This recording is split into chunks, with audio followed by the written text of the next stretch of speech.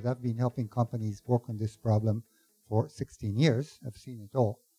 And for example, I can tell you about this lady I was working with to help her with her inbox. She was a successful middle manager in a large global corporation. And we go over the inbox and I say, okay, what's this message here? The lady says, well, this one comes in from corporate headquarters every week. So I say, is it any good? She says, how would I know? I never, ever once opened them. So I say, why don't you get yourself off the distribution list? And she said, and so help me, she didn't even realize what she was saying. She immediately says, are you crazy? You want me to lose important information?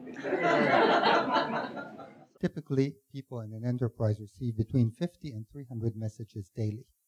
And those messages are not Nigerian scams. Those are real work-related messages. It's stuff they're supposed to open and read and respond to or do something about. Of course, there's no way a human being can deal with 300 messages in a single day. Not going to happen. People are spending on this problem about 20% of their work week in wasted time. That's 1 day a week. But today, all you have to do is send me an email. And if you're in luck, I will do what you want instead of what I'm supposed to do. And if you're not in luck, well, you can send the email to 50 people. Somebody will do it. You'll find a sucker. So the outcome of all this is we are no longer managed by objectives. We are managed by interrupts. A friend of mine told me that he bought Harry Potter in ebook format. And his reason was he wanted to be able to read it to his son at bedtime while doing email at the same time. It's not funny. It's very sad, as I'm sure you realize. This situation harms people's sanity and peace of mind and quality of life and family relationships. And ultimately, people will burn out. Nobody wins. And the question is, why are we doing this then? Everybody would benefit if there were less email all around, but nobody dares to be the first one to send less. It's not about technology. It's about psychology, which is too bad. I wish it were about technology. I'm a technologist. I know how to fix technology problems. They're easy. It's the people that are difficult.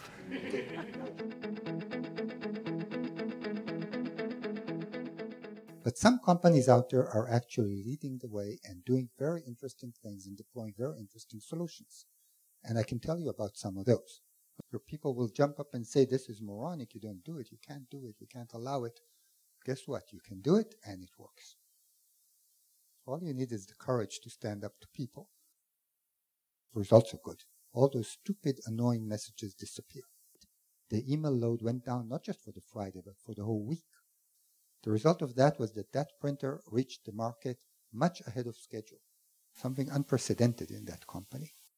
And the employees are happy, the customers are happy, because presumably they're talking to them as well. This is a good solution for them. All these solutions are things you could do, but you should do them with great care. You need a solution and you need to make it your own. You need to adapt it to your own needs.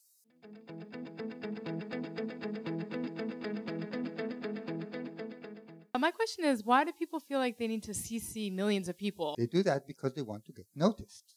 How many times a day should you check your email? 2.5. Actually, I would say depends on your job, of course. What do you think is the best way to file or archive an email? And is it even worth doing it? They don't agonize at all about where things go.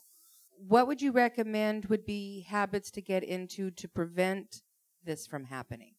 The most useful tip about email overload is the simplest.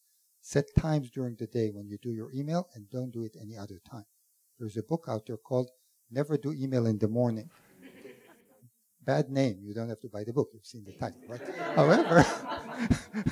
However, it's a very correct notion. So there's growing awareness.